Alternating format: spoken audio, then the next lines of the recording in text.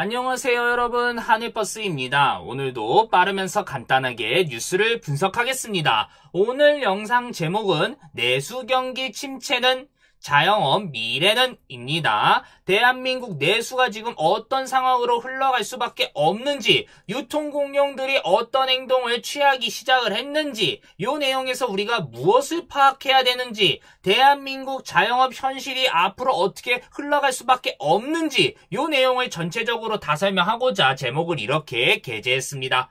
오늘도 간단하게 시작해볼게요.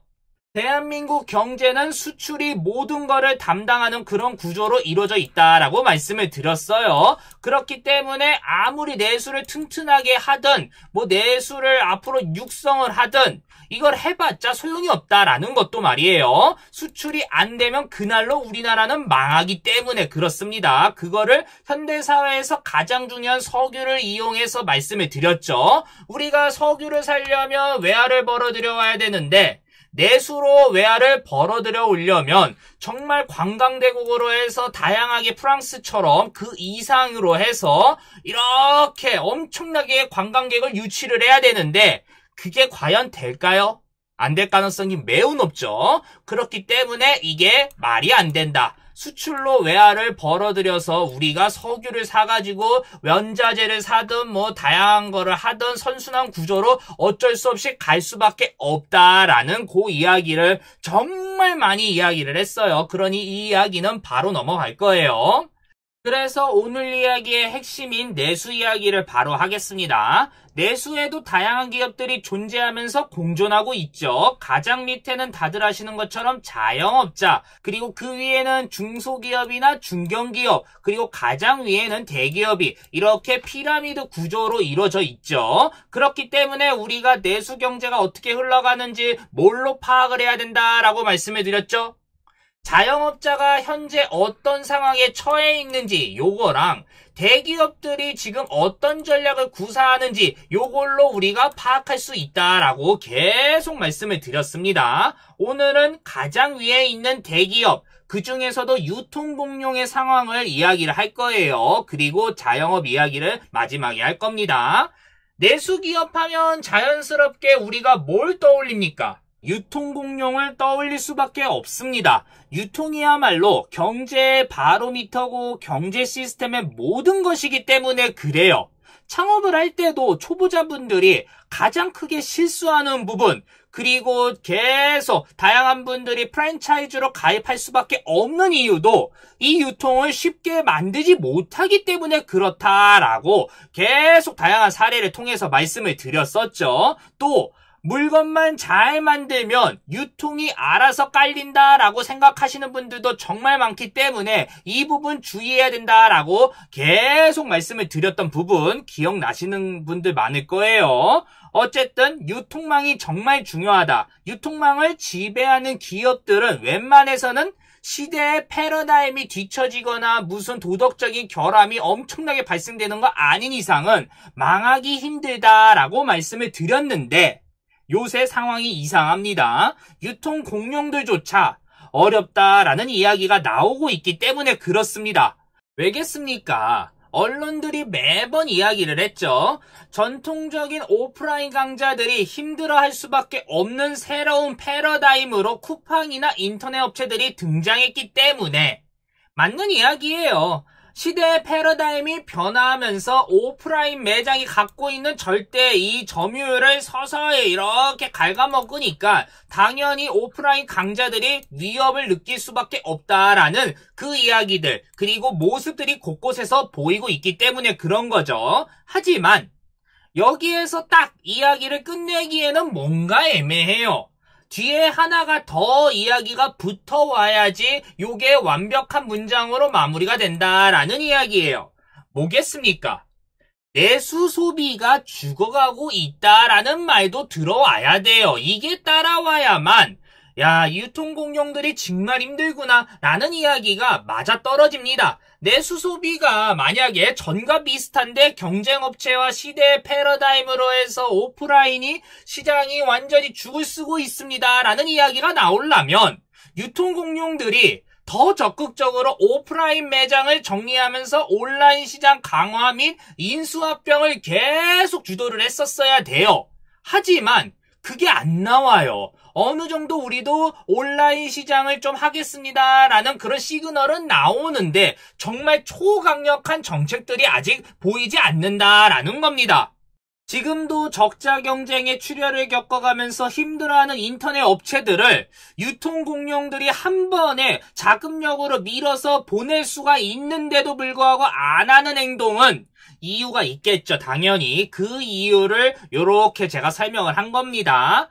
이 이야기를 꺼낸 이유는 전통적인 내수시장의 초강자인 유통공룡들이 온라인 시장의 고객을 빼앗아 오는 것 플러스 가장 중요한 소비 촉진을 위해서 출혈 경쟁을 시작했다라는 거예요. 한마디로 장기 불황에 완벽하게 들어갔다라는 걸 우리가 또 여기에서 파악할 수 있는 겁니다.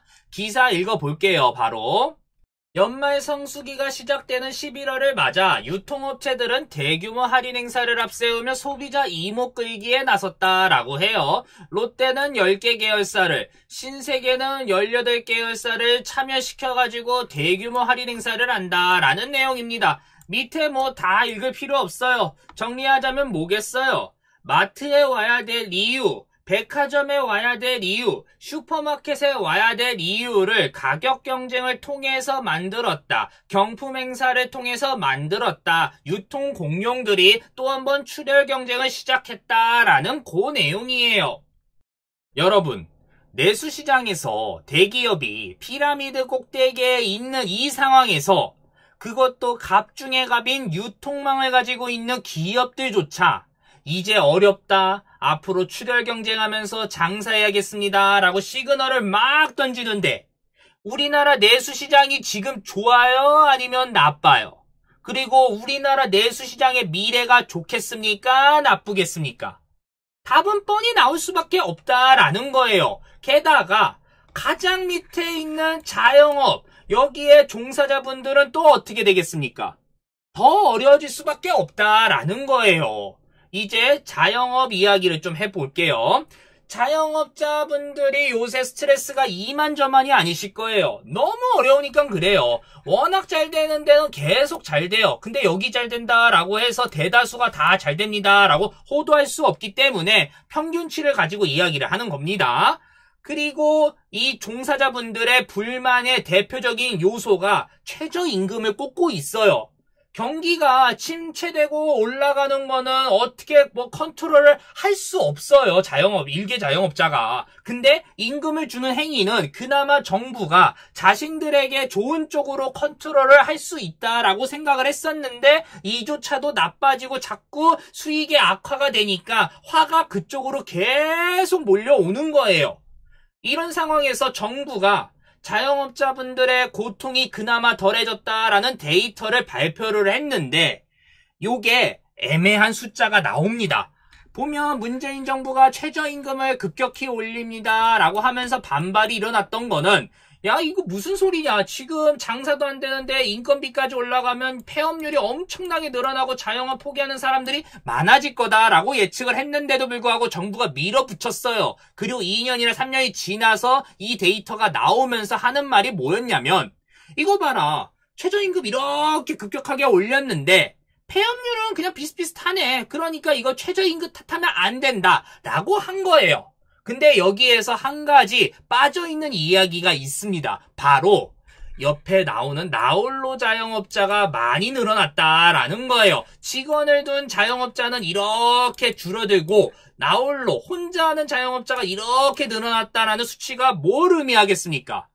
폐업을 아예 강행하는 거는 정말 벼랑 끝까지 몰린 사람들의 이야기인 거고, 만약에 장사가 그나마 안 되면 나 혼자 그리고 가족들을 동원해서라도 하겠다라는 그 수치가 여기에서 나온 거고, 그나마 만약에 내가 조금이라도 버틸 수 있다라고 하면 폐업보다는 내가 여기에 들어간 돈이 워낙 많기 때문에 이거라도 뽑아내야 된다라고 하면서 가게를 내놓은 그 데이터가 빠져 있다라는 거예요. 그러니까 요게 정부 측에서 봤을 때는 정말 매력적인 이런 수치로 보이는데 우리가 조금 더 뜯어보면 이게 요게 빠지고 요게 빠져서 요렇게 나왔구나 라고 해석을 할 수 있는 거예요. 그리고 사실 최저임금 문제는 어렵게 생각할 필요가 전혀 없어요. 최저임금 선순환 구조가 잘 굴러간다라는 그 장점만 있는 시스템이었다면 문재인 정부는 공약을 그대로 이행을 했을 거예요. 그런데 올해 그렇게 하지 못했다라는 건 어떤 방식이든 안 좋은 악영향이 많이 나타났다라는 거예요. 그걸로 깔끔하게 판단을 하시면 됩니다. 왈가불가할 필요 전혀 없어요.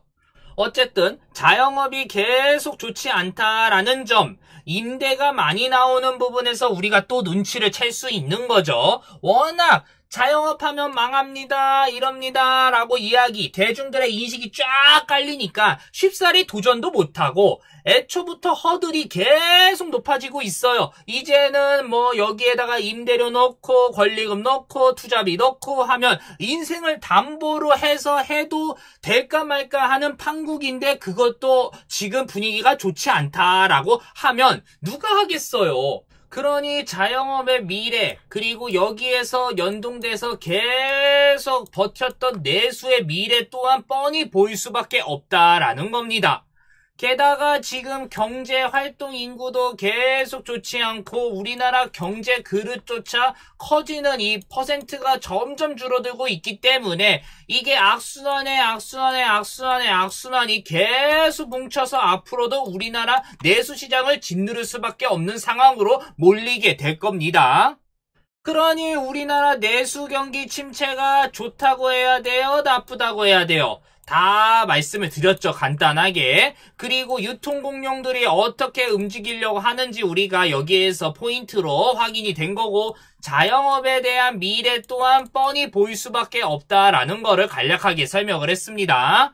오늘은 제가 좀 간단한 내용으로 이렇게 마무리를 했습니다. 원래 할 내용이 있었는데 제가 이 대한민국으로 돌아오면서 비행기에서 이 노트북이 망가져가지고 지금 이렇게 급하게 조금 만들었습니다. 다시 원래대로 돌아오면서 차근차근 하나씩 좋은 내용으로 보답을 할게요. 물론 내일 방송 쉰다라는 거 아닙니다. 내일 그대로 또 다양한 내용 올라갈 거예요. 여기까지 하겠습니다. 구독, 좋아요 항상 부탁드릴게요. 감사합니다.